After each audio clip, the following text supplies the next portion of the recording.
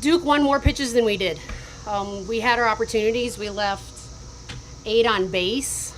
So I think that hurt us early on in the game, and they do continue to get better throughout the course of the game and took advantage of some defensive mishaps, and I thought they made some great adjustments. And I know that we're a better team than we played today. We just need to win more pitches, and that comes down to it. I thought we had opportunities to be able to score more runs and capitalize on those situations, but Duke just won more pitches today.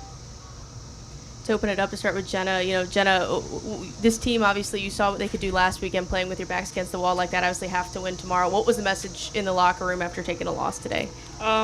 Again, just like last week, Coach came in and she said we've been here before. So we know that last weekend when we lost first game, we had our mindset to play 4 games. I mean, we're set on playing 2 more games tomorrow and Sunday. And I think that's the whole entire team believes that. For Maddie, you start off with Jayla in the circle, are hitting against her quite well. They bring in Cassidy, can't quite find that same success. Duke credited that to the work that they did up in the zone. Were you finding difficulty hitting those pitches, especially higher up in that strike zone? Yeah, I think we just had extreme intent against Jayla at first.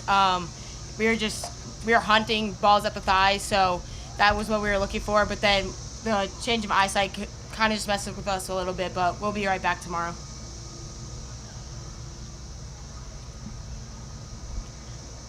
For both of you, Coach mentioned it, the first 2 innings you left 5 on base. Did that feel at the time like a missed opportunity at all? I genuinely don't think that was a missed opportunity. I mean, yeah, it would have been great to score those runs, but I still had faith in my lineup. We all had faith in each other that we were going to still score those runs. So, I mean, I don't think it was necessarily a bad thing, but it would have been better if we did score those runs, obviously.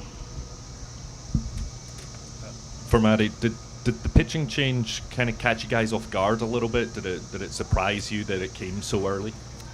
We scouted everybody. We were prepared for everybody. We thought we were going to get Jayla the whole game, but we attacked her well, so the switch made sense, obviously, for Duke, but we were ready for everybody.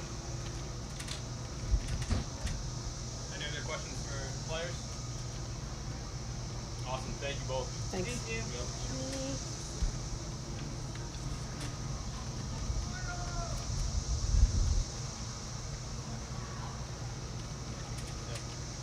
I'm going to start off with the same question. Did the pitching change, did it surprise you? Did it catch you off guard a little bit that it came so early in the game?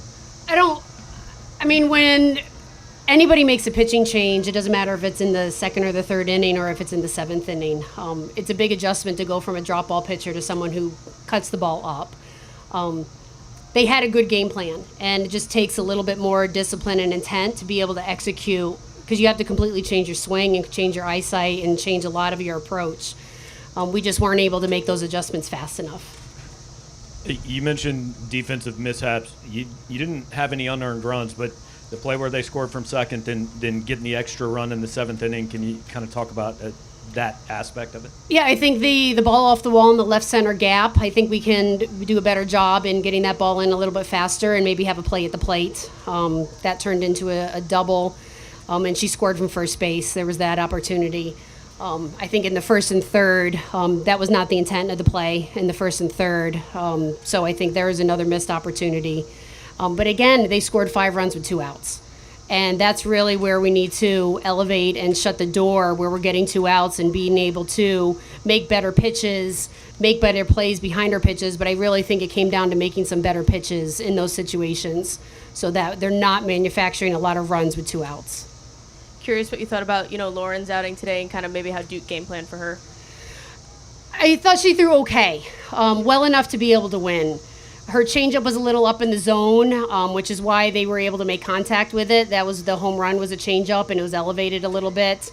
I think that Duke did a really good job eliminating her drop and her rise, and they were able to sit on her curveball. And that's real. Krings and I have already talked about that we weren't able to get ahead with different pitches, so then they were able to really just sit on one pitch. Coach, the bottom 6 in the lineup, I think, went 1 for 17 today. Just what's the key to having that consistency throughout the lineup? And I'll go back and I'll watch a lot of video, and I think that we took some hittable pitches. And it's kind of double-edged sword. Like, there's times that you're looking to get on base. Like, you're looking to draw a walk. You're looking to work the count. But at the same time, if we're missing the opportunity to be able to jump on the best hittable pitch we're going to see within that bat, we have to have better intent in our movements to be able to be on time. If we're having a take mentality, we're not on time even when we take. So then we're not going to have a good swing when we put it off. So that's something I'm going to really look at the bottom of the lineup. Maybe I got to mix some people around a little bit that are seeing the ball a little bit better. Did you see that change, especially after the pitching change, or was it something you even noticed early on, even when you took the lead? I thought when we started the game, we were moving to hit on every single pitch. We were taking some she was making some unbelievable pitches that they get a lot of people to swing at, and we had a really good eye and really good discipline. When they made the pitching change, I felt like we didn't have that same discipline, that we were maybe caught a little off guard in being able to flip that switch on what our approach is. And like I said earlier, like going from looking at the bottom of the zone and establishing what is the bottom of the zone to now all of a sudden changing the eye level to the top of the zone, very different look, and we just weren't able to make that transition that fast enough.